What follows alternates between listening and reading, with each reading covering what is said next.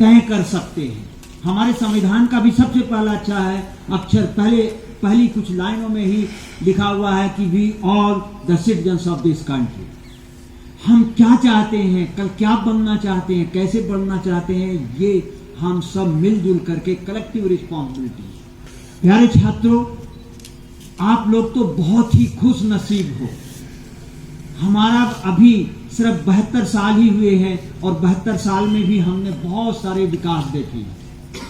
मेरे उम्र के या मेरे से भी जो और मेरे से श्रेष्ठ जन हैं, उन लोगों ने जब ये देश की हालत देखी थी उस समय बहुत कुछ नहीं था।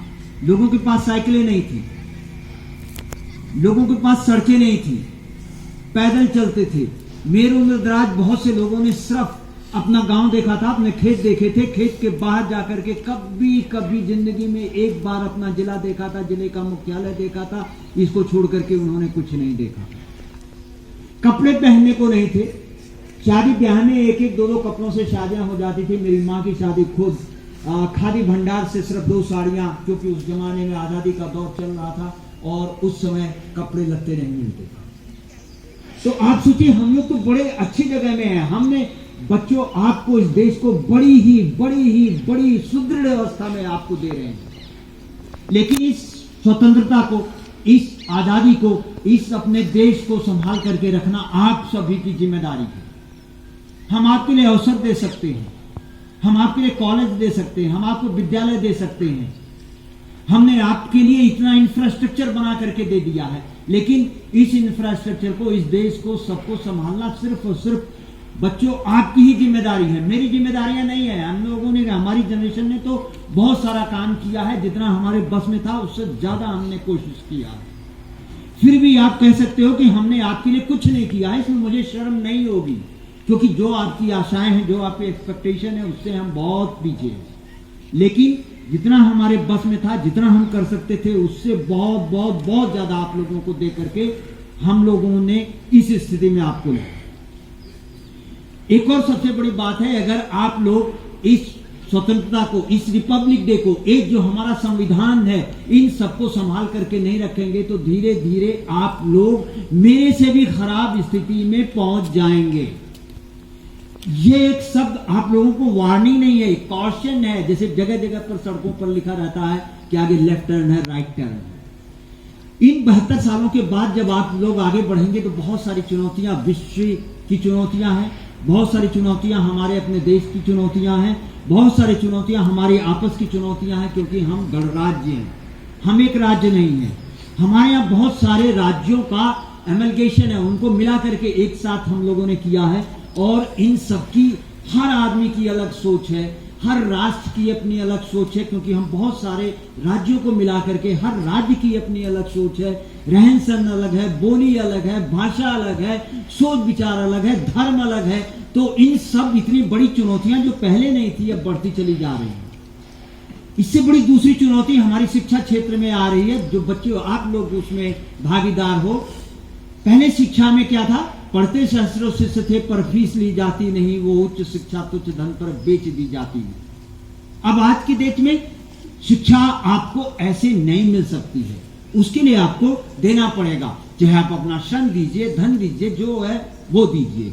लेकिन इन सबके बाद में एक बहुत बड़ा जो चिंता का विषय ये हो रहा है कि जो गति से हमें आगे बढ़ना चाहिए था, उस गति से हम शिक्षा क्षेत्र में आगे नहीं बढ़ पा रहे हैं। पहले जब मैं आप लोगों की उम्र में था, हमारे पास में इंफ्रास्ट्रक्चर नहीं था। विश्वास करिए, इतना अच्छा विद्यालय हमारे पास में नहीं था, इतना अच्छी प्रयोगशालाएं नहीं थी, इतनी अच्छी कंपनी नहीं थी, इतने अच्छे विचार नहीं थे। आप लोगों के पास में तो गूगल बाबा आजकल है, बहुत सारी इंफॉर्मेशन आप लोगों को दे देते हैं। हमारे समय में तो सिर्फ लाइब्रेरियां होती थी, किताबें, पुस्तकें बड़ी महंगी होती थी, एक एक किताब लेने के लिए लाइन लगती थी, और किताब भी अगर लाइब्रेरी से भी लिया तो उसको वापस करने का एक बिल्कुल निश्चित समय था। हर आदमी किताब नहीं खरीद सकता था, हर आदमी कॉपी खरीदना मुश्किल था, क्योंकि कॉपी किताब भी बड़े मुश्किल से थे। हमारे यहाँ कंपनियां नहीं थे, कागज नहीं बनता था, कागज विदेशों से हम मंगाते थे। पेन बाहर से आता था, कॉस्टली थे, उनकी कीमत ज्यादा थी। तो आप लोग अगर शिक्षा के क्षेत्र में जब तक आगे नहीं बढ़ेंगे, इन तमाम इंफ्रास्ट्रक्चर को आगे इस्तेमाल नहीं करेंगे, तो आप लोग सब प्यारे बच्चों विश्व में पीछे दर पीछे हटते चले जाएंगे। हम आज की तारीख में भी अपनी जितनी साइंस और टेक्नोलॉजी है, दूसरी चीजें हैं, देखिए आज भी रशिया, जर्मनी, जापान दूसरे देशों से है। जापान भी हमारे साथ ही आजाद हो रहा था, चाइना भी हमारे साथ आजाद हो रहा था, और तो छोड़िए जो बहुत सारे टापू देश है, इंडोनेशिया है, बर्मा, ये सब हम लोगों के आसपास आजाद हुए। लेकिन साइंस और टेक्नोलॉजी में आज जापान, चाइना, जर्मनी को छोड़ दीजिए, लंदन को छोड़ दीजिए, अमेरिका को छोड़ दीजिए, जिनकी की डेमोक्रेसी बहुत पुरानी है, लेकिन जिनकी डेमोक्रेसी हमारे आसपास है, क्या हम उनकी बराबरी कर पा रहे हैं? अगर हम उनकी बराबरी कर नहीं पाएंगे, आप लोग पढ़ते चले जाएंगे, आप लोगों को किताबी ज्ञान होगा, बुकिश नॉलेज होगी, बड़ी बड़ी उपाधियों से आप लोग विभूषित होंगे, लेकिन क्या आप समाज के लिए कुछ कर पा रहे हैं? क्या आप अपने लिए कुछ कर पा रहे हैं? सबसे पहले तो आप देखिए कि क्या आप अपने लिए कुछ कर पा रहे हैं या नहीं कर पा रहे हैं। अगर आप अपने लिए नहीं कर पा रहे हैं तो सोचिए कि आप तो वैसे ही बिल्कुल निकृष्ट प्राणी होते चले जा रहे हैं। उसके बाद में अगर आप समाज के लिए नहीं कर पा रहे हैं तो भी आप लोग देश का हित नहीं कर पा रहे हैं। तो आप लोग सबसे पहले तो ये देखिए कि जो आप लोग शिक्षा करने के लिए शिक्षा क्षेत्र में यहां पर आए हैं, शिक्षा लेकर के आप लोग समाज के लिए कुछ करिए।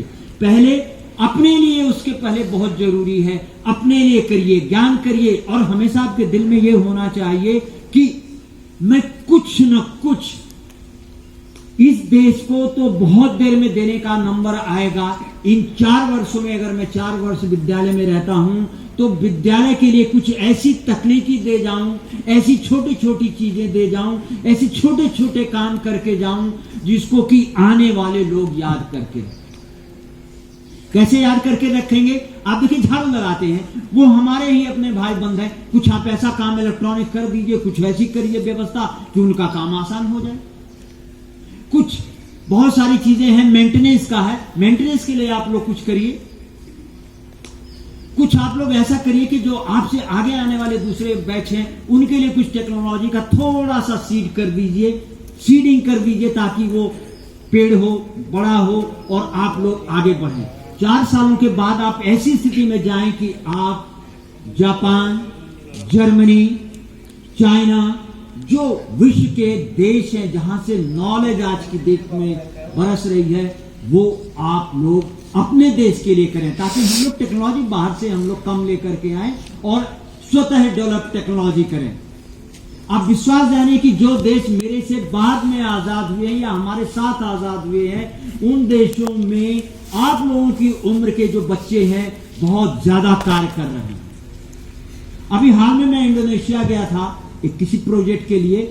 वहां पर मुझे इंडोनेशिया के सिर्फ बीटेक करने वाले लड़कों को मेरे साथ में लगा दिया गया, और विश्वास जानिए अगर मैं उनको शाम को काम बोलता था, उनको कहता था कि ये काम करना है, तो वो काम ये नहीं मानते थे कि वो काम मेरे लिए कर रहे हैं या किसी प्रोजेक्ट के लिए कर रहे हैं। वो काम वो अपने देश के लिए मानते थे, और अब सुबह आकर के मुझको वो सारा काम देते थे। जिसको इस चीज को देखना है वो मेरे पास आकर के रिकॉर्ड देख सकता है, क्योंकि इलेक्ट्रॉनिक मीडिया में कोई झूठ नहीं बोल सकता है। मैंने उनको शाम को मैसेज दिया कि ये काम मुझे कल चाहिए। मॉर्निंग में वो आते ही 9:30 बजे मुझको वो काम दिया। मुझे बहुत ताज्जुब लगता था कि मेरे अपने देश में, मैं जिस विद्यालय से हूं वहां पर छात्र ऐसा क्यों नहीं करते।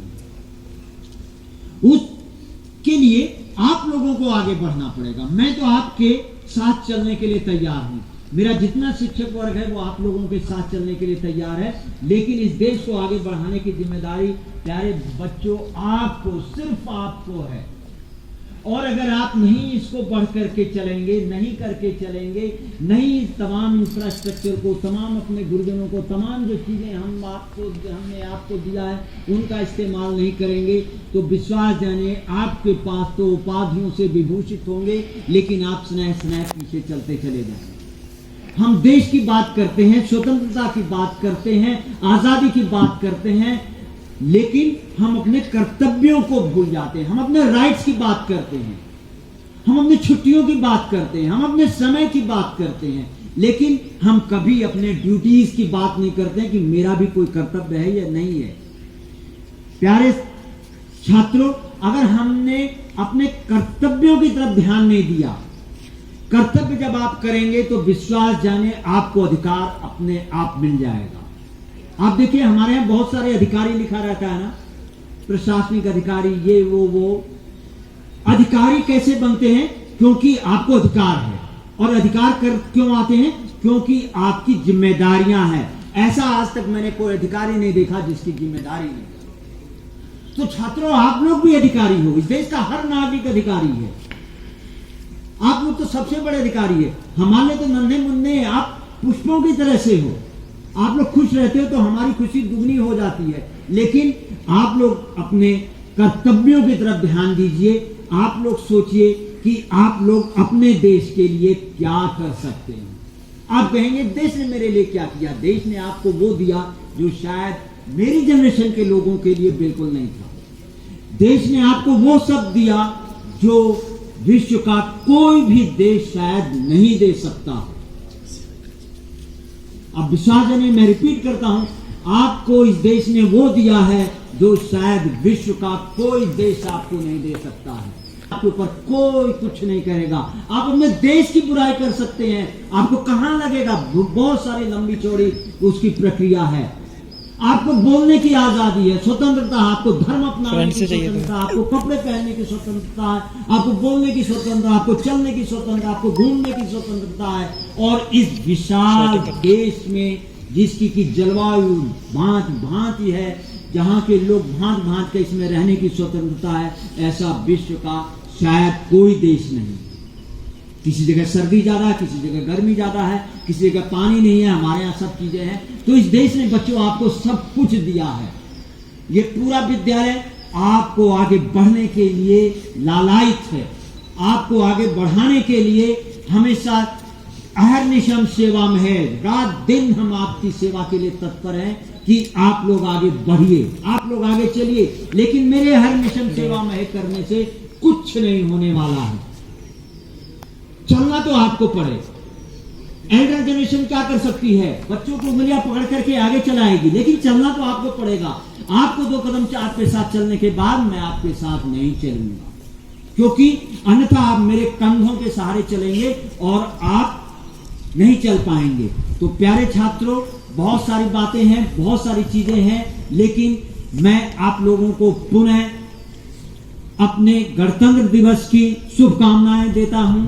और मैं ये आप लोगों से ये अनुरोध करता हूं कि इस देश को बड़े मुश्किल से हमारे पूर्वजों ने बड़े मुश्किल से आज की स्थिति तक ले आए हैं। इसको संभाल करके रखने की जिम्मेदारी सिर्फ और सिर्फ आप लोगों की है, आपकी। अगर हमने कुछ गलतियां किया उसमें आप सुधारिए। जय हिंद, जय भारत, वंदे मातरम। मैं इन शब्दों के साथ में पुनः आप लोगों को इस पर्व की शुभकामनाएं देता हूं।